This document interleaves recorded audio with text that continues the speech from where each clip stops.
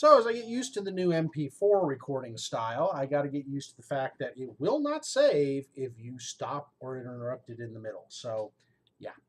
All right. So again, we'll go back to my shout out. Thank you again, Chaotic Kit, for Chaotic Anarchy on Twitter, for pointing out that my volume didn't work real well. I looked at my speaker, and guess what? 37%. Yeah, you're not going to hear me at 37% levels. So I am so sorry. We're going to be redoing those. As I started the recording the first time, this is from Kobold Presses and Wolfgang Bauer. Big props to you, and hopefully you give big props to me for using your materials. I'm going through these. This is Understanding Players section out of his wonderful guide to game mastering. And by the way, I do recommend buying it. It is well worth it. As I've read through it and looked at the sections, it has been great advice. And I want to just really give a huge shout out. This is going to be talking about making players shine. This will be GM Rick's version of it, along with Dan Clark, who authored this section of the book, added in, the great Dan Clark. If you haven't seen his stuff, please go out there and check him out. One of the great gamers in the industry and writers in the industry. So please make sure you take time to peruse his work. So making players shine. What is the number one thing that a game master's there to do at the end of the day? Most of you are going to say, create a great story, right? And yes, we think we're there to create a great story. That's why we spend so much time writing up our worlds, our campaigns, our NPCs, everything that goes around it for the players. But there's the rub right there, for the players. At the end of the day, as a GM, we are there for the players. Dan makes a great comment in his first part of his section as he opens the intro and saying that a GM is a service job. Some of us don't like the term service job because that means serving another. But really, that's what we're there. We're a facilitator. We are the background and creation of the world around the characters and how the characters are walking into the world. But at the end of the day, the characters, just like Prometheus, Theseus, many of the great Greek heroes wrote the stories with a side writer watching their deeds. That's literally what it is. We are that writer that is helping those players to exalt their deeds or misdeeds, depending on whether you play a good or evil character. And we're there to make it shine. I mean, the real purpose, and he hits it here. He says, GMs can make players shine by giving them as many chances as possible to succeed and look cool while doing it. And I agree with that, even in failures. So one of the first things he hits is shining with the dice rolls. And one of the things he hits is when he started out as a player, he really didn't understand the meaning of the dice. And he knew why they were there, but he really didn't know why they were there. Dice are there to give those epic moments where players either go over the top with their actions, one direction or the other. So your 19s, 20s on a dice roll, or your 1s and 2s. Look at both sides of it. A 1 or 2 doesn't have to mean a failure that is so abysmal that the players can't move on. It's a time of mirth, humor. Let the players kind of think out of the box of, gee, what was I thinking and why didn't it work? Perfect example. And Kim knows this as she sits in the background and nods her head. Max is known for, as a player, for his rolls. Max either rolls so epically good or just abysmal. There is no in between for Max. And I love how one time Max was saying something to a giant, and this is in Reign of Winter. He's outside talking to the giants guarding a hedge, which they need to get into. And the players have a distraction going on with some other NPCs to get them in there. Well, these guards don't leave. Giants stand their ground. So Max goes up and starts blustering to them. And it sounded good to Max. And Max was sitting there going, and he even said that he rolls a 1. And even with his bonuses, the giant rolled better. And so Max was saying out loud, boy, that sounded really good in my head. And then when I was saying it out to the giant, it sounded really epically great until I saw the look on his face. And then it didn't sound so great again. And instead of letting him just fail and get smashed by me giant, beat you up, the giant actually then tried to logically kind of disarm him, which gave Max the chance to then pick up the banter again, use a different skill, and roll epically well. So he went from the pits of failure to, okay, that's all right. It just launches me into another way of thinking. And that's one way you can handle failed rolls. Same way with the fumble cards in combat. I use Paizo's fumble cards, but there's also fumble tables that are out there that have been done over the years for criticals and fumbles. And you can use those to let the characters expand their story. So, for instance, an epic fail. They roll to throw the knife at the beholder. However, they rolled a 1, and the knife bounced off the wall and hit their friend.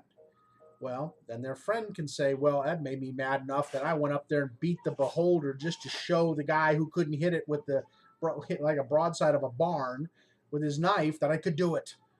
See, it can lead, one misaction can lead to more epic actions. And that's the way you got to let the players play this and write the story. Give them the wherewithal that even in a failure, they somehow roll that into something that can take them to a success. And that's the great part about game mastering. A failure doesn't have to be an epic fail. It never does. It is an epic fail, but it can be rolled with great role play, which goes into the next section he talks about, role play without dice. So shining without the dice. So when the dice fail you, you've got to then turn around and try to pick up the things from there. And allow your players to understand that even though they fail, it's not necessarily they failed their mission. They failed whatever. It just gives them a chance to then turn around and make it shine on the next round or the round after that. There's always a silver lining in there, and that's where you as the GM have to create that. Some things that he mentioned, that Dan mentioned in there, as a GM, when your players roll well, remember our definition of making players shine and why it's desirable. We want to give the players as many chances as possible to succeed and look cool while doing it. So you can really let them look cool. Like I had one of the war priests that critical from a death from above feat, where he's coming down, bringing that falcata his down. And I had him let me tell what he did to just defeat that creature. And he said he split him from stem to stern. And that we just kind of gave the vivid action, and I played on it with the showering red and everything else, and it was just one of those cool moments. So that's one of the cool things that you can look at when you look at those kind of things. Yeah, could you? I'm getting a glare from my fiance. I will owe her big time tonight for having her go get that. So as you guys are hearing this, I have a wonderful fiance who puts up with me day in and day out, even though sometimes I drive her crazy, right, honey? Those things that I shouldn't when I'm sick. There you go. See. So another thing he says is shining through noble or ill-advised actions. And he hits the failure too, and we kind of talked about that. Sometimes best laid actions. Have you ever had that time where your players maybe are in a space adventure and they have this best laid, I'm going to be the Guardians of the Galaxy type of thing, and yet they turn out to be Star-Lord, where he goes, yeah, I'm Star-Lord. Haven't you heard of me? The great Star-Lord? And they all kind of just look like, no, we haven't heard. And he's like, eh. And so they can shine through an ill-advised action or a noble action. Maybe they went out to do the right thing and it all blew up around them. No. And they have a brilliant plan to be like Star Wars, and they go Star Trek. Ooh, there we go for those of you. They had the brilliant plan to be Star Wars and the Jedi, and they turned out to be Star Trek and the failure of the phaser or the red shirt on Star Trek. There you go. They ended up being the red shirt on Star Trek. That always ends up being the KIA. Or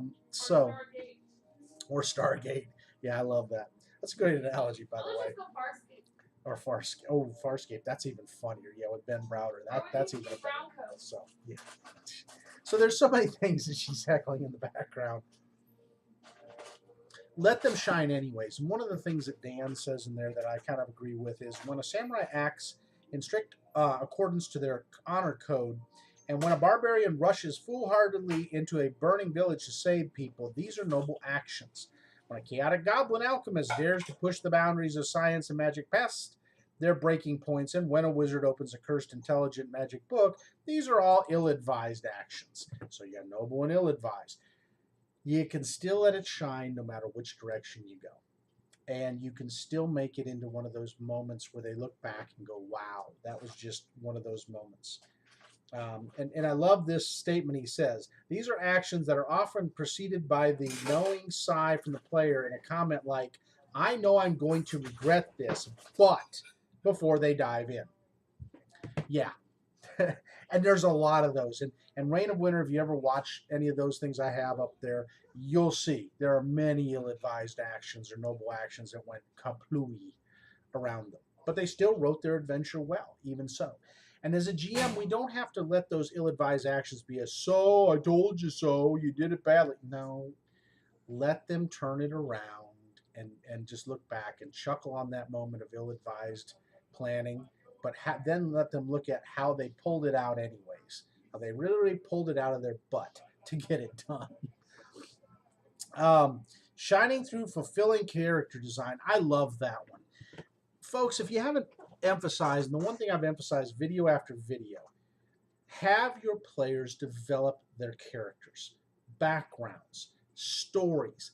Help them. You are there to help them with suggestions or thoughts or brainstorming.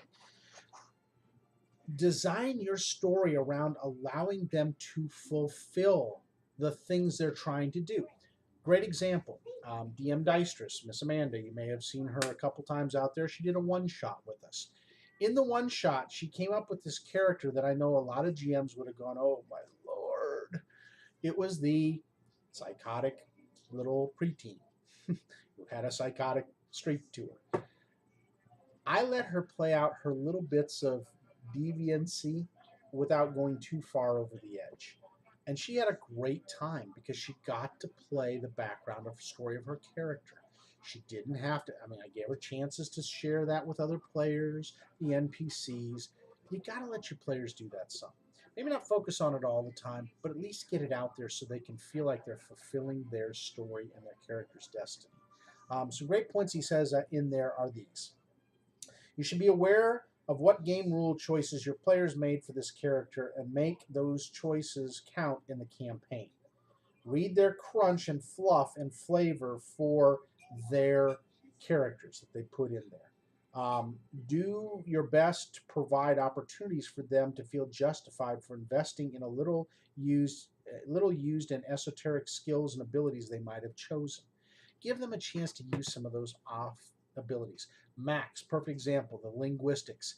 In the previous video record I tried to do of this, I mentioned that he used his forgery skills to save the party, BS the second in command in the Witch's Tower, and save the city, and also eject the Tattletales that went back to the tower and were telltales from the town, so the town had no more problems.